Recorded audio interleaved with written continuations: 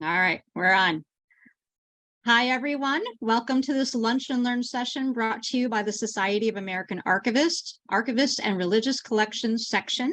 My name is Charlene Martin. I'm a member of the section committee, and I'm also the Congregational Archivist for the Sisters of St. Francis of the Newman Communities. Today's session is about the Flickr Commons program and the Flickr Foundation. But before we get started, a few things. I want to acknowledge that the location for the Sisters of St. Francis here in Liverpool, New York, is very close to Onondaga Lake on the ancestral lands of the Onondaga Nation. Centuries ago at this lake, 5 native nations ceased warfare and formed the Haudenosaunee Confederacy, the first democracy in the West. We honor these people and strive to understand their history and our place in it. We also have some disclaimers and housekeeping. The content in these presentations is for information only and is not legal advice. Our views do not represent the organization where we work. We do not make any endorsements or guarantees. We are not liable for any loss or damage caused by your use of the content that we provide.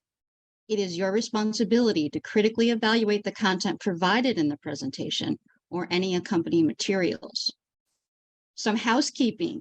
You will not be able to use your microphone or video during this session.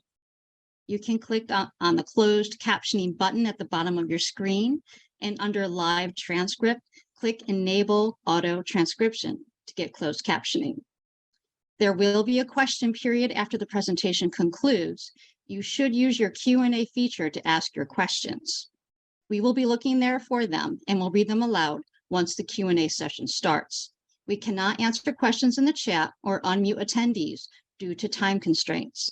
Please be respectful in your interactions. We expect you to follow the SAA Code of Conduct. This session will be recorded. Please fill out the short survey after the session ends.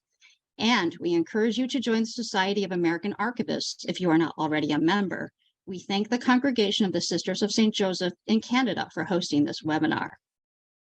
And now I'd like to introduce our presenter for today. George Oates is a designer working at the intersection of software, cultural heritage, and philosophy. She is also the founder of the Flickr Foundation, a 501c3 charity dedicated to the challenge of preventing Flickr from being deleted. She also created the Flickr Commons program in 2008, launching with the Library of Congress as the first partner. George has worked online since 1996 and enjoyed a great variety of interesting roles, like being part of the small team that created Flickr, project lead of Open Library at Internet Archive, and director of design at Stamen Design.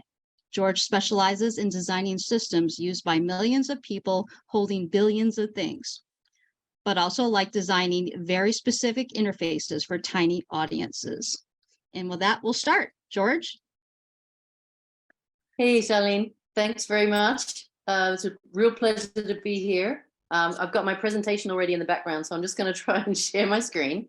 One moment, please. All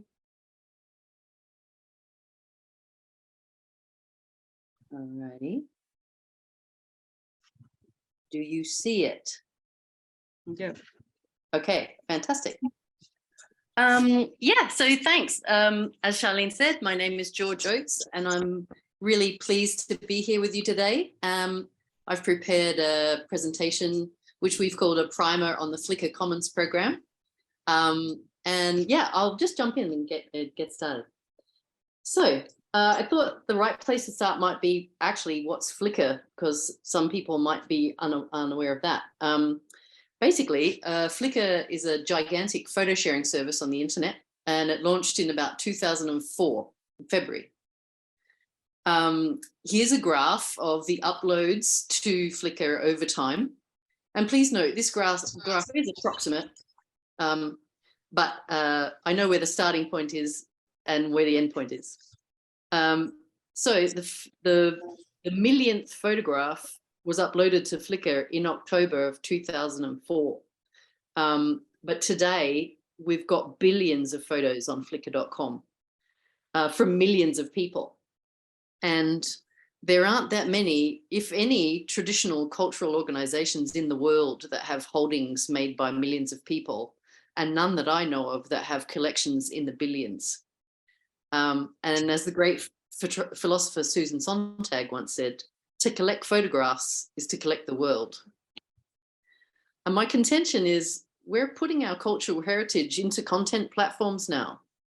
YouTube, Reddit, Flickr, TikTok, Facebook, and people don't especially expect these things to survive. It's kind of weird. We've been conditioned to expect they're probably ephemeral, mostly because they have been. But Flickr's still around. It's almost 20 years old. It's going to be turning 20 years old next year. So in internet terms, it's pretty old. And I think Flickr is special too, because from day one, it was designed to explore images. It's easy to use, and there's lots of people who visit it every day, not only to publish their own photography, but also to talk about photographs, organize them, describe them. And the Flickr.com platform itself is robust enough to host these billions of images. So it's a huge technical infrastructure underpinning this interface that people use and enjoy each day. As I mentioned, the larger Flickr corpus, we like to say there's tens of billions of photos in it. It's sort of ballooned into this massive digital space, again, with millions of people from all around the world contributing imagery and photography. John Berger explains photographs as observable moments, which is a definition that I really like, especially in the Flickr context, because it gives you a sense of what it is. There are millions of photos taken all over the place every year since photography was invented in the 19th century, all the way to just a moment ago. Like this observable moment, which is captured in a photograph called Inside Bombed Tube Train, taken in London on the 7th of July in 2005 by Alex Chadwick. Or Evacuating Through Tube Tunnel 2 by Alex. Or Me Covered in Smoke and Ash as Alex got above the ground on that terrible London day. The good news is here's Alex 12 years later as well on his honeymoon, which he's also published on Flickr. Congratulations, Alex. But I was actually working at Flickr back in 2005, and I remember that day. I mean, it was a terrible day, obviously, for London and the world when the tube station was bombed. But seeing that photography as we were working in our office in Vancouver, it was very strange and very compelling. But this is also an information system or a metadata system that's been shaped by use of millions of people and shaped by use over time. It's almost sculptural, the metadata system that has evolved in it.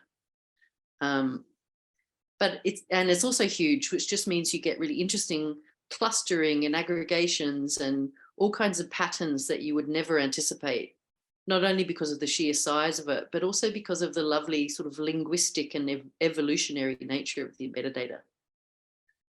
So that's my quick introduction to Flickr.com.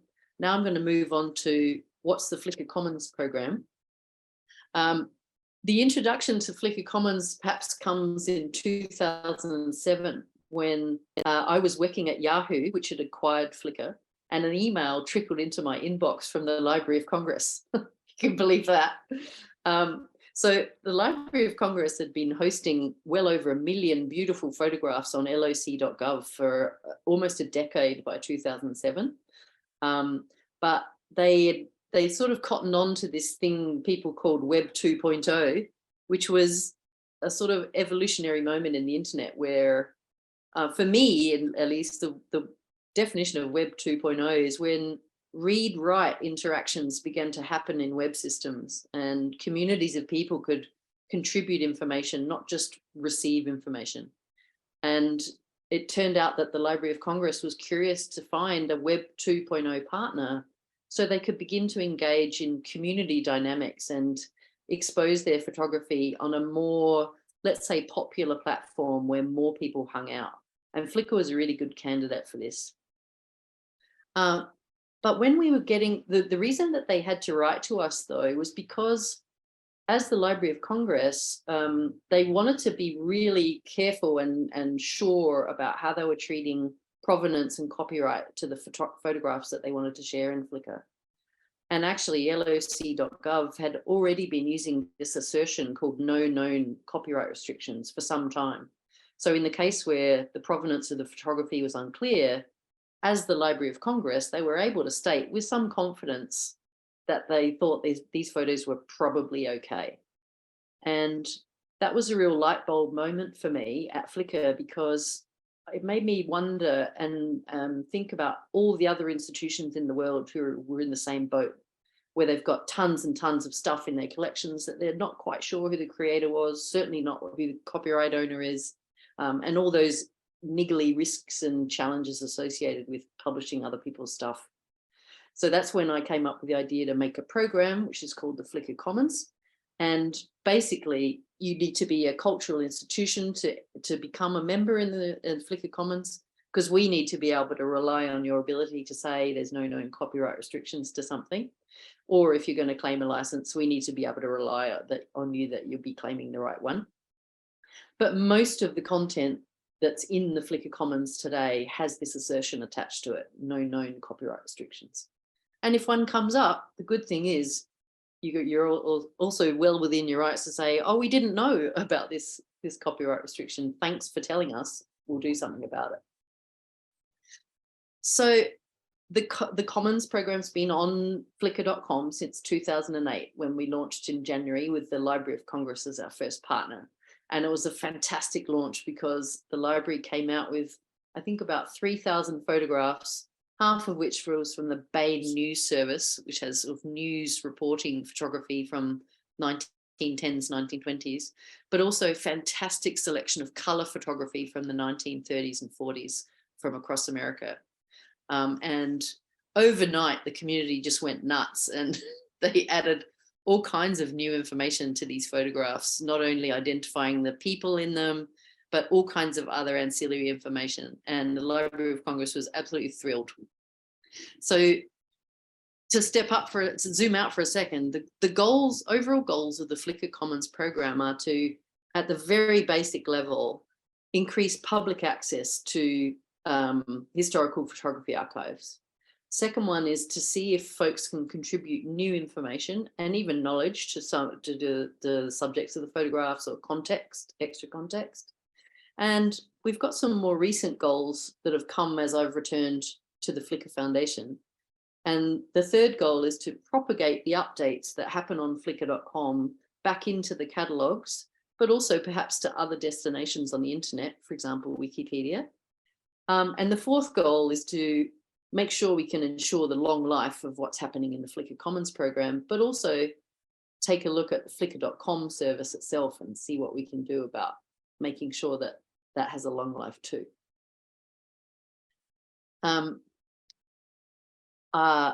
There have been tons and tons of updates to the photography in the Flickr Commons program. In fact, the Library of Congress itself has reported more than 15,000 pictures in their official catalogue have been improved, corrected, and had expanded descriptions added. And this was on their 10th anniversary, which was a few years ago now. So there's even more updates since then. And this is a quote from Alan Renger, who maintains one of the largest accounts in the Flickr Commons program from the San Diego Air and Space Museum. He said, Flickr members are right 99% of the time when it comes to them adding information about pictures. Sorry, this might be a little bit hard for you to read. I'm sorry about that, but it's basically a graph of the top contributors in Flickr Commons. And the blue shape at the bottom of, this is year on year or quarter on quarter sort of thing. The blue shape at the bottom of the graph is an aggregate, and the rest of the colors on top of the graph are separated into separate accounts. So you can see there the bright orange, that's Alan at the San Diego Air and Space Archives, who's just gone wholesale. He's uploaded about 300,000 photographs and maps and other images from his collection. Then we've got a library in Portugal, Library of Congress, the National Archives in the UK. There's a Mexican archive, Navy Medicine, and all kinds of other folks. So we've got a real range of institutions in the Flickr Commons program, which I'll go into a little bit more detail in a second. This is a graph of the date taken of the photographs and other images in the Commons. And you can see that big trough that drops off, that's in about 1921. I made this graph in 1921, so it being a little bit out of date, but what you probably see, because of copyright coming out in 1922, that bar would just move along. And there is some more recent content that some people are happy and willing and able to release with that no known copyright restrictions assertion. And another example, we've got NASA in the program too, and of course, because they're a US government org, they can also release their content openly. Now, I just was going to give you a couple of examples of the sorts of accounts that are in it, so you can get a feel for them. This is one of my favorites. I'm going to get his name wrong. It's Costica Asinte, who was a Romanian war photographer in the 20th century. And this collection is of about 9,000 glass negatives from his work. So 9,000 photos, and they've had about 51 million views in the Commons program. And when I spoke to the archivist, he said he was able to use the Flickr platform to collaborate directly with a documentary filmmaker solely through the Flickr interface to provide supporting archival materials for a film that was being made. That was because I was asking, how has this been useful to you? And basically he said he was able to use the software to gather up the documents that the filmmaker could use. As I mentioned, NASA Images is also in the program, and they've got less photos, actually, about 3,500 photos, but they're way more popular. They've had about 245 million views in the Commons. And interestingly, there's another use case hiding behind this one, which is that nasa.gov points directly at Flickr. So the images are actually served from Flickr machines on nasa.gov. And basically, they kind of use it like a library of stuff. This is one of our smaller members. This is the Cloyne and District Historical Society, which I believe is in Ontario in Canada. And this is a fantastic photo of the opening day of the Northbrook Fresh Mart in 1985. And this archive's got about 2,000 photographs and other images in it, and it's had about 5.6 million views. So just way off the charts and way above Ken's expectations when he joined the program. He had no idea stuff would be looked at so much. And in fact, he told me that, traditional archives have lots of photos in them that nobody's ever seen except the person who put it in there.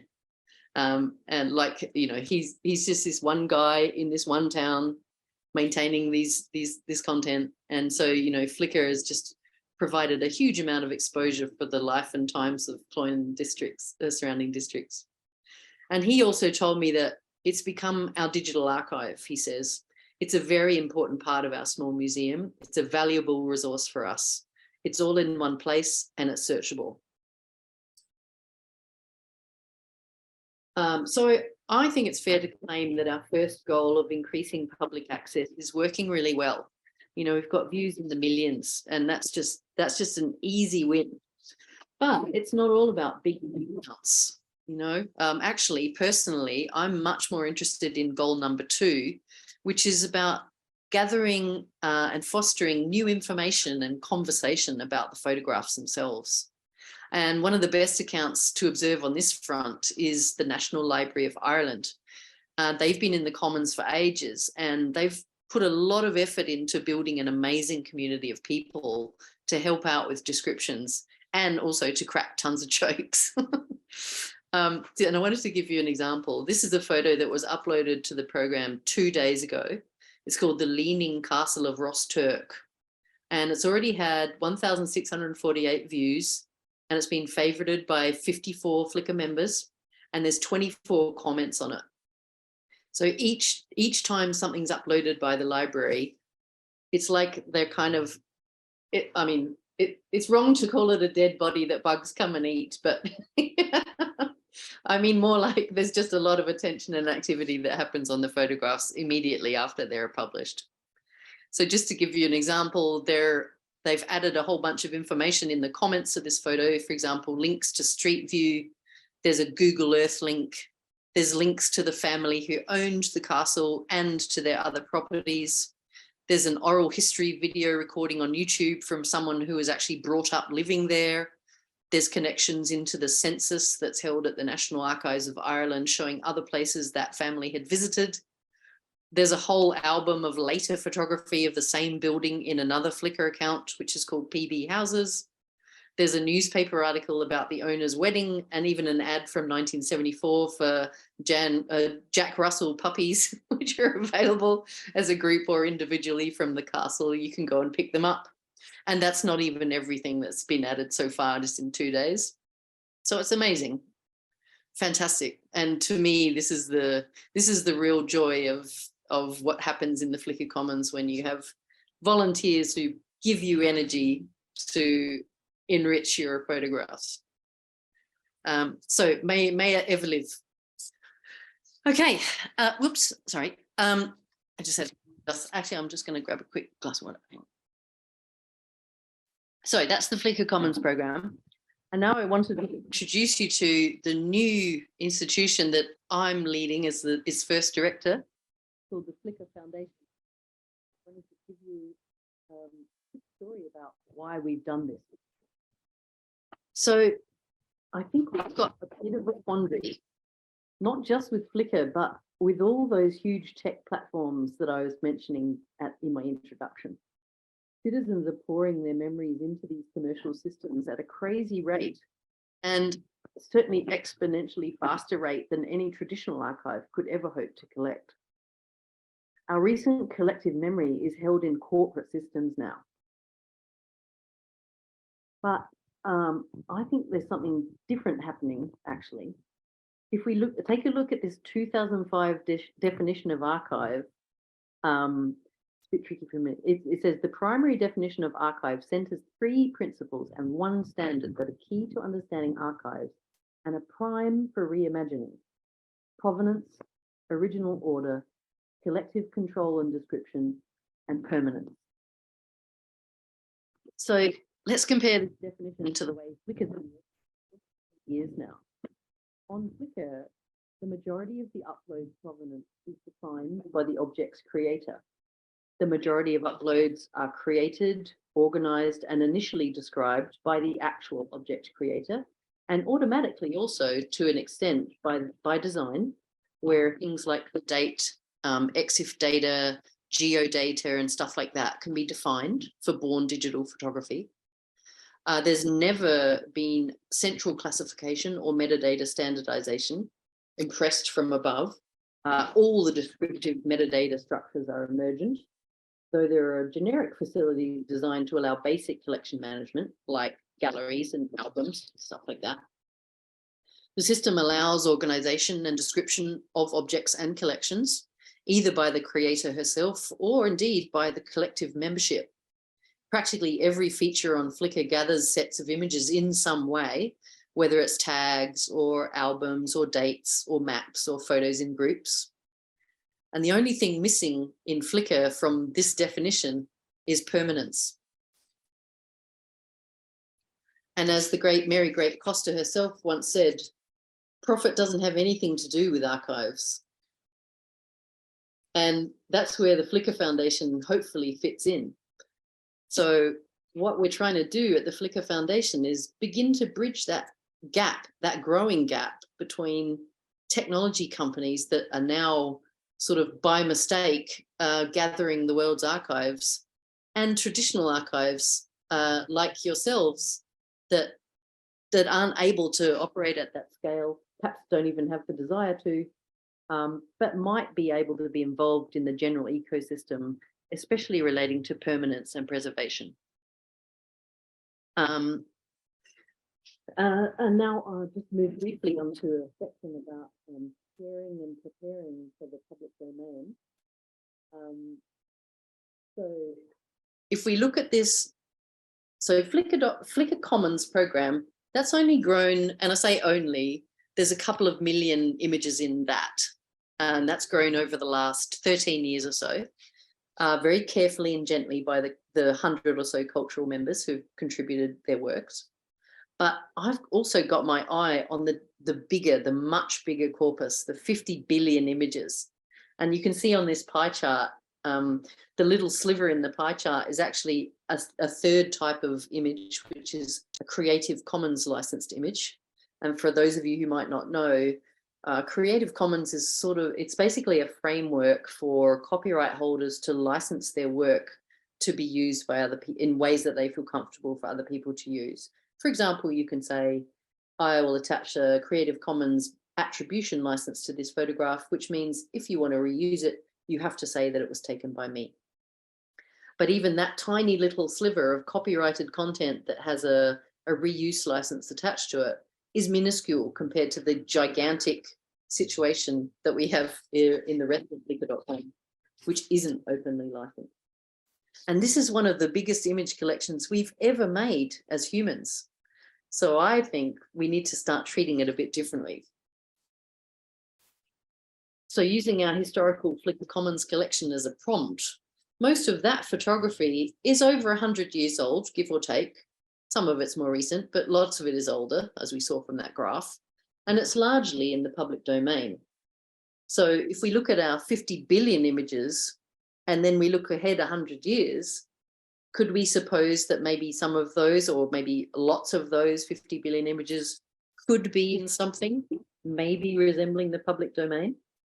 And if so, how can we begin preparing that now? How can we start to lay the foundation? Because if we don't, they might not survive. So that's really what the Flickr Foundation is setting out to do, is to try to figure out, not only to, well, of course we're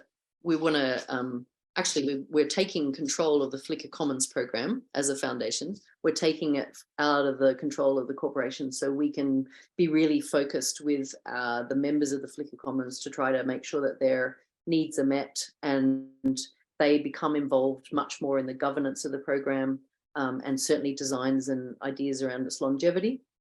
But we're also developing a couple of other programs that are much more about this larger corpus of 50 billion things, and starting to think through what it actually means to bridge that gap between these big technology companies and traditional archiving processes.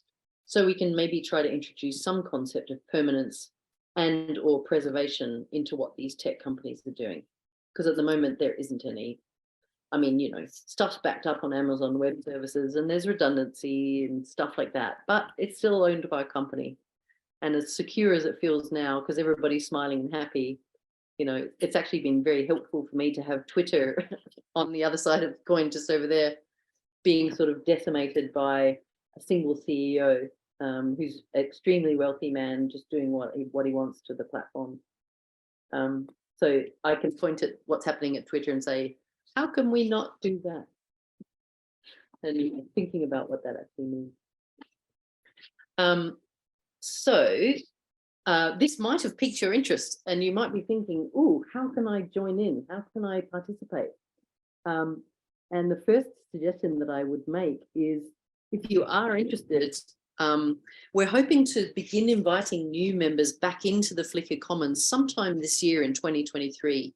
I'm not quite sure when we'll be ready, because we're still sort of stabilizing the Flickr Commons program after it's wasn't really looked after too well for the last decade or so. So we're coming back. The foundation's taking, you know, giving the program a hug and some food, and, you know, we're sort of just trying to get in touch with all the members again and stuff like that. But once we've done that, then we'll certainly open the doors. So if you want to take a note of this web address, today you could go there and just you know, complete the form and let us know that you would like to be interested, would like to be involved. But also, in the meantime, if you don't already have a Flickr account, you can certainly go ahead and make one, and you can do this for free. I think it's something like you can host about 1,000 images on Flickr without needing to pay any money. So if you don't have a Flickr account, but you do have some photographs that you think other folks might be interested in, you can just go ahead and make an account. And certainly if you do that, let me know and register. And those two things coming together, you know, once we're ready to open the doors to the program again, we'll be able to help you get into the Commons and see what's there to do. So I guess I just wanted to end. I know I'm ending a little bit early, but I'm hoping that's a good thing, because I'm hoping there'll be questions and comments from everybody. But I just kind of wanted to end on a note that, you know, sometimes it can be challenging, especially for small archives, to jump into a big web community, especially if you're, you know, if you're the sort of archive who's open for like 6 hours on a Tuesday, and, you know, your annual visitor numbers might be in the hundreds.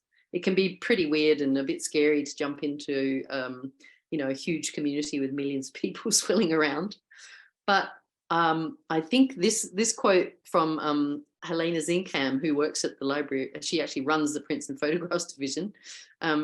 She said this: it's a garden to tend, and you need to water it for it to flourish. You know, the point is that you need to jump in and talk to people. And as you saw with the National Library of Ireland and that fantastic community that they've built over almost a decade, it's really bearing just wonderful fruit now, because they've got folks who are really interested in the content they're publishing, but also really interested to give their attention to the program and give their attention to the National Library. So, you know, it does take time, and I know that time is in such short supply at our cultural organizations around the world, but you'll see that the Flickr community will give you a lot of effort back if you're willing to say hi to them. And I guess I'll just end making sure that everybody has my contact details. This is my email address, glo@flickr.org. You're welcome to write to me and ask me more questions if we don't get to stuff that you want to talk about today. You can also go ahead and look around the flickr.org website. We've just published it late last year, and it's got a bunch more information about who's involved and, you know, the sorts of things that we want to be working on. So Charlene, I know I'm ending a little early. I hope that's okay, but I'm keen to talk about stuff if you're willing to give that a go. Is that okay?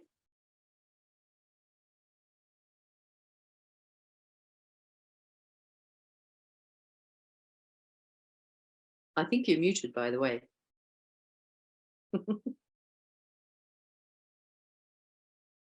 Well, Charlene, you're on mute. Sorry, excuse me. How's that? Okay. Yeah, we don't worry about ending early. We do have at least one question here in the Q&A app. It's anonymous. I don't know who. But in terms of permanence, how stable is the future of Flickr Commons and the Flickr Foundation? So both. Wow, just start with the easy ones, huh? Yeah. Well, this is the entire question, you know. The Flickr Foundation itself was only established in October, November last year, 2022. It's a brand new non-profit corporation. It's got 501c3 status, so it's set up as a pretty classic kind of tax-exempt non-profit. And, you know, it's literally 6 months, whatever that is, four months old. But we've just got our first blob of funding, and that's sort of startup funding to begin making some work and, you know, having some events and stuff like that. But obviously, if we're really serious about having a 100-year outlook, you know, we're going to need more than whatever, 500 grand, you know, we're going to have to set ourselves up with a posture that's a lot more like a traditional archive, you know. We're going to need to look at tactics like, or strategies like forming an endowment, you know, making ways for people to support the organization financially. So I don't have a good answer to that yet. Flickr Foundation's only a baby. It's only a tiny, tiny baby now. But I think maybe we are a little bit different because we are operating on this 100-year outlook. So I've devised this workshop, which is called How to Write a 100-Year Plan. And I've run about, I think, 10 or 12 of these workshops now, where basically I begin the workshop by saying, I've got no idea how to write a 100-year plan. What do you think? You know, what do you think are the things that should be included in this sort of planning that's sort of centuries long? Because especially when you're talking about a technology environment, you know, these folks just live in quarters, don't they? Or financial years, or maybe there's a 3-year strategy if you're lucky. But the Flickr Commons program, I mean, I think, you know, the company Flickr has had a few different owners, a few different corporate owners since it launched in 2004. It was bought by Yahoo in 2005, and Yahoo itself was also bought by a bigger fish, I think in 2017. And actually, a lot of people don't know that at that point, Flickr was nearly deleted because it was seen as a sort of cost prohibitive, you know, what's this doing? What do we need this for kind of thing in some spreadsheet somewhere, you know? So the Verizon execs nearly killed the whole thing. And luckily it was acquired by a much smaller company in 2018 called SmugMug. And these guys, Ben and Don McCaskill, they're a bit different. They're actually really interested in developing their businesses to be decades long. And they're also a part of this group called the Tugboat Institute, which you may have heard of. It's a US-based collective that are, you know, they gather together businesses who really have the long term in their hearts. And in fact, it was Ben McCaskill who reached out to me to see if I'd be interested to return to reinvigorate the Flickr Commons program. So, you know, you wouldn't do that as a business owner, I don't think, unless you were really interested in seeing if you could make it work, you know. So actually, I'm pretty optimistic, even though I've sort of also managed to not answer your question directly. I can't answer your question directly because the foundation's so tiny and new. But I think those are pretty good indicators that, you know, the company that's running the service wants it to last. We're getting more questions, so I'll go right into the next one. Oh, fantastic. Yeah, this is good. Are there certain criteria for being accepted as a cultural org member? I think the first and most important is that you are a recognized cultural institution. We're not able to accept individual collectors, for example, into the program just yet, for the sort of reasons that I alluded to. You know, we need to be able to rely on your expertise about, you know, whether the content you're sharing is able to be shared in this manner. And we're looking actually just incidentally to expanding from the no known copyright restrictions assertion, which we normally, you know, that's the sort of the thing that unlocks a bunch of content that's difficult to share traditionally, isn't it? Sort of orphan photography, if you like, or orphan works. You know, if you're able to sort of say this has no known copyright restrictions, that's a good thing, and that's what the program was initially designed for. But actually, what we've learned in the last couple of years is that a whole bunch of cultural organisations have done some really forward thinking and good work in terms of open licensing their content where they can. So we want to recognise that in the Flickr Commons program and say, if you know these works to be in the public domain, we'd encourage those too, and we'd encourage you to state unequivocally that things are in the public domain when you know that. So that's a bit of that's a little bit more of a grey area in terms of the sort of you know, checkpoints that you need to go through to become a Flickr Commons member. But it's basically those two things, you know, that you are a recognised cultural institution and you are able to publish content that's in those kinds of situations. Oh, by the way, I wanted to mention that Flickr Commons members are also sponsored by Flickr.com with a free pro account. So if you become a Flickr Commons member, you won't have to pay that fee. And that's another indicator, I think, that the company wants this program to thrive. And, you know, we know that even a small cost can be prohibitive certainly for the smaller institutions of the world. And, you know, it's a bit of a rubbery figure, but 80% of the world's cultural institutions have less than 10 staff. You know, it's not all the big nationals, is it? And the institutions that do have less than 10 staff or less than one staff member, you know, the last thing they have capacity for is to pay for some web platform. So, you know, companies coming to that challenge and donating free pro. Following up on that, how do we apply to see if we're a cultural org member? Do we do the same process as you had mentioned in your presentation about the register form? Yeah. Or is there a different way to do this? Okay. No. I'll just flip back to the URL. Really what the registration form is doing for me now is to just gather interested parties into a list so I can make sure that I can come back to them later. And if there's any, normally in that appraisal, I wouldn't even call it an appraisal process. Basically, we look up if each registrant on the internet, and if they come across as a legitimate cultural organization and they have photography, we don't have a sort of international method for vetting recognized cultural institutions. But that's the best place to start if you are interested, because as I mentioned, we still need to do some recovery on the program because it's been a bit neglected for the last few years. So we're just trying to stabilize things before we introduce new members. So if people want to register, that's a great way to make sure that we'll get back in touch with you when we're ready to open the doors again. Thank you. We'll go on to our next one. Will any of the images that are uploaded to Flickr.com rights-free be able to be part of Flickr Commons? So I'm thinking they're saying if photos are rights-free, can they be part of Flickr Commons? Yeah, I certainly think that's a possibility in the future. But we don't have a specific plan for doing that kind of integration just yet. And that's mostly because, individual creators, I don't mean to disparage individual creators, but sometimes I think folks put their photographs into the public domain without really understanding what that means. I would hate for that to be a sort of scary process or something that goes wrong.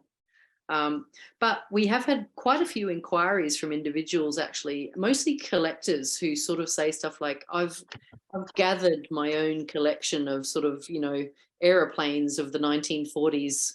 Would you like me to give them to you? And, I'd love to find a channel for that kind of collector activity to become part of the Commons. But I think there's an intermediary step that's already happening on Flickr, which is that association of a Creative Commons license with your pictures. So if you're an individual photographer today, you're able to associate a Creative Commons license photo with your photo, which sort of steps towards it being a more openly licensed thing, or steps towards it becoming part of the public domain, and certainly makes steps towards it being reused and remixed in other contexts around the internet. So the short answer is no, there's no immediate plans to invite individual creators into the Flickr Commons, but it's sort of a natural next step, isn't it? And in fact, it would be great to consult with archivists like you on what the things that we should plan for and be careful about are if we're going to take that step. Okay. Next one. Can you talk about the difference between Flickr Commons and something like Wikimedia Commons, where some archives are also uploading images at this point? Yeah, sure. Yeah, I think there's tons of differences in my mind, but there's also lots of associations and connections, and certainly like minds. So the Flickr Commons is sort of ironically an enclosed set of accounts that live on flickr.com. As I mentioned, there's about 100 international cultural orgs in that blob. Wikimedia Commons, please correct me if I'm wrong on any of this stuff, but Wikimedia Commons it's also open to the public, and it's also open to all kinds of different media types. So you don't just have images or photographs, but there's sound and all kinds of other stuff. You can have individuals contributing as well as institutions. And it's really great actually to see how some of the institutions, perhaps with a bit more capacity in terms of software and stuff like that, are actually publishing things into the Wikimedia Commons program. for what it's worth, we're in touch with the Wikimedia Foundation and trying to look for ways that we might be able to actually actively collaborate together. For example, you know, making some kind of endorsed pipe that goes from Flickr into Wikimedia Commons in a careful way that sort of, you know, makes use of the great metadata that's generated on flickr.com today might not necessarily be propagated to Wikimedia Commons. For example, you can even have the same image with different licenses on the two platforms, which is obviously not ideal. So some pipeline that sort of keeps tabs on that sort of information would be really good. But I think it's also kind of important to contrast the two organizations that run those two things. So as I mentioned, Flickr Commons is now a program of the Flickr Foundation, which is 4 months old. I mean, admittedly, Flickr.com is about 20 years old. And the Wikimedia Foundation is also about 20 years old. Wikimedia's got about 500 staff. They've got an endowment of 100 million. You know, they've got vastly more capacity than the Flickr Foundation does to act on stuff. They've also got a really impressive and engaged international community, particularly in the majority world, which I certainly can't say about Flickr Commons. You know, most of our members come from, you know, USA is the biggest country. Canada has a surprisingly large representation, Europe, Australia, New Zealand, you know, so that's something else that we are hoping to combine forces with the Wikimedia Foundation, because they have great outreach into other countries around the world that we'd like to support by inviting them to publish their stuff in Flickr Commons. So sort of, I wouldn't position them as competing or anything like that. In fact, I'm hoping that we can make and improve the connection between the two services, you know. So I've got a question about the foundation itself. What response has Flickr given the foundation so far? That's a very general question. I mean, I would say overwhelming support and encouragement. You know, there's a lot of in-kind work that the company is doing to support the foundation directly. And that's been in the form of things like legal support to establish the organization. It's about administrative and human resources type support to, you know, get the hiring processes up and running. You know, one of the board members is the CFO of the company, Stephanie McVeigh. She's been incredibly helpful to kind of, you know, lay the land of the financial environment. You know, so I think at the moment I would say that they've given us a tremendous amount of support. And just, I mean, you know, I feel like the Flickr Foundation has sort of come into this constellation of companies, you know, SmugMug, Flickr, and the Flickr Foundation. They're just sort of sitting together now.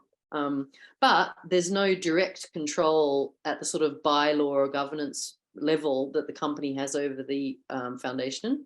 You know, we've been very careful as we're creating the organization that there is some independence there too, because I think in future it's going to be important that the foundation can also be constructively critical of the corporation if it needs to be, and also, you know, make recommendations to it that the corporation might not be able to make itself, that kind of thing. But also, you know, we hope work flows in both directions, from the foundation to the company and vice versa. So I would say they've been extremely supportive and very closely involved to date. And they've even given cold hard cash to the endeavor. So we have a few questions about interoperability with other archival programs. You know, I think I'm going to go with this one first.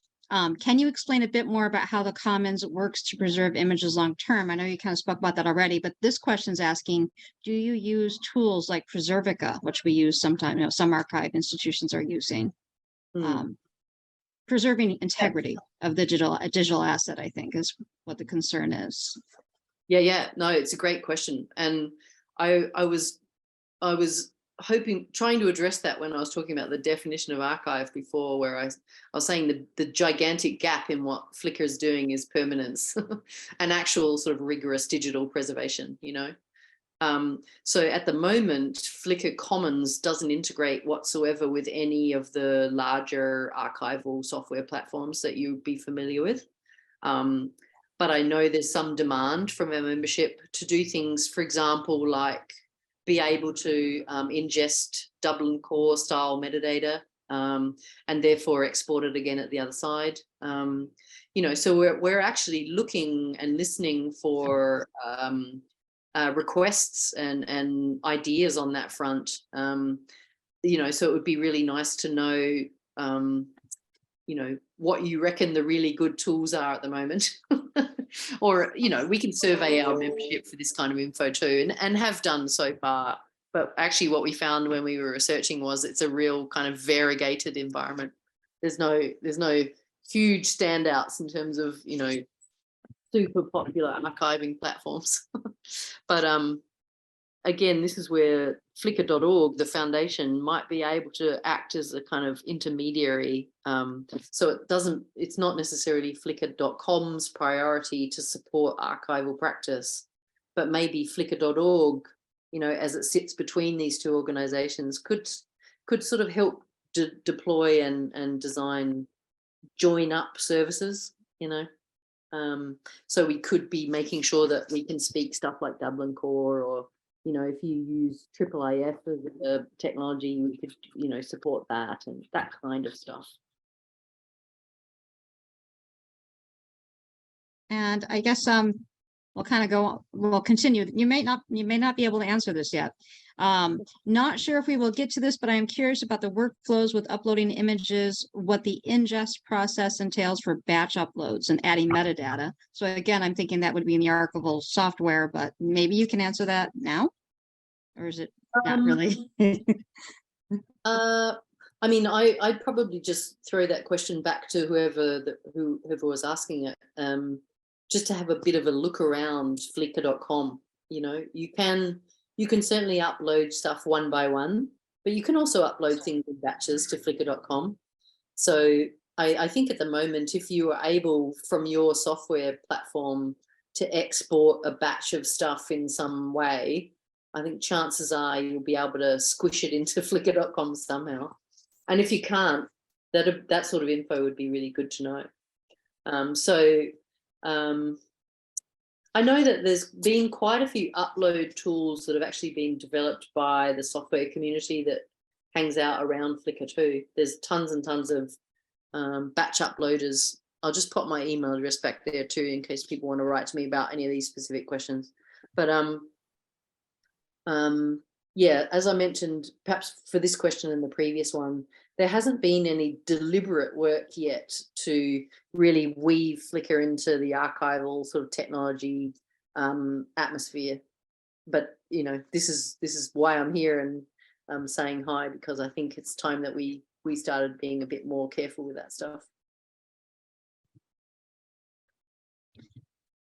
I don't want to continue on the same topic to ad nauseum, but someone is kind of talking about the reverse process. Adjacent to the question of permeance is the question of mobility.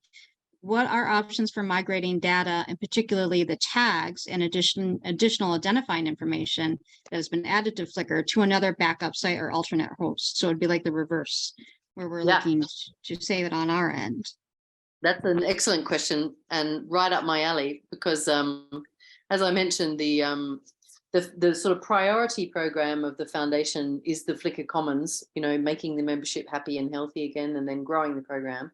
But the second program of the foundation is called Content Mobility. And in fact, it's intended to explore and build work around this idea of moving images, not only images, but all kinds of objects around the internet in some resolved form.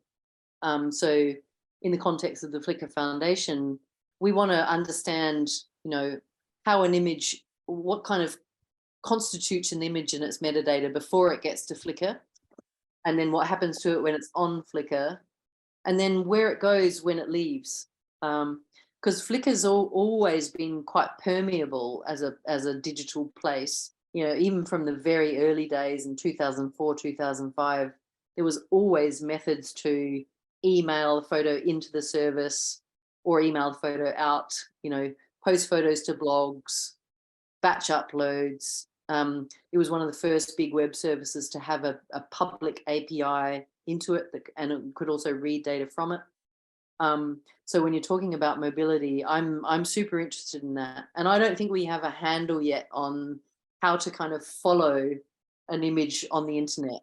And, you know, this relates back to the question about Flickr Commons and Wikimedia Commons as well, doesn't it? So, you know, I think a lot of photos sort of get trawled and slurped in big numbers around the internet, not only to Wikimedia Commons, but maybe also into like a research resource for some software program, something, you know. And actually, I think moving images around at that sort of scale can be a bit harmful or a bit treacherous. But I'm getting a bit off topic now. So yeah, content mobility, it's really just a matter of sort of learning more about what all the kind of locks and keys are, isn't it? So, you know, for example, if we knew that there was an archivist in the Flickr Commons program who worked with, was it Recertification you said before, Charlene? Yeah, Recertification was an archival platform. Yeah.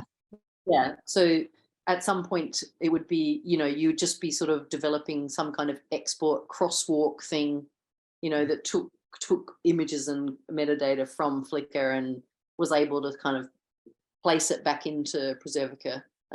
And, you know, then what actually another thing I'm in mobility context, I think is really important is to also manage updates, because I don't think we're doing that too well yet either. So if you do have 2 digital copies of something in 2 different platforms, you know, how do you know if stuff changes from one platform to another? Because I think the days are disappearing where everything's just kept in a vault in one place. You know, now we're in a networked environment, you know, and that means we got to listen for changes and movement and updates and stuff in a way that we haven't necessarily before. So we got time for maybe 1 or 2 quick questions, because I think you'll be able to answer them quickly. Would the Commons accept images with Creative Commons licenses? I think you touched on that, right? Yeah, we hope to accept the most liberal Creative Commons licenses. So that would be CC0 and their public domain mark. It's important spiritually that the Flickr Commons program feels like a very open space. There's the most liberal and open space. And some of those, the other Creative Commons licenses are quite restrictive actually in their reuse capacity. So if we were to open it up to CC licenses, which I hope we will and do, it would be CC0 or the public domain mark at this point. Well, thank you, George. And this has been a very great presentation. There's a lot of content here and it was great. Flickr's always been awesome, but it's been great to learn more about that, you know, Flickr Commons and the Flickr Foundation. Sorry, we couldn't get to everyone's questions. I apologize. There's some really good ones, but we couldn't get to them all. So, is there a way that I can read or access the extra questions somewhere? We normally don't have our presenters get obligated with that. Ooh, yeah, I just realized. That's fine. That's fine. But if you Mary Grace is saying that she can make arrangements, so there's that potential out there, because these are really good questions.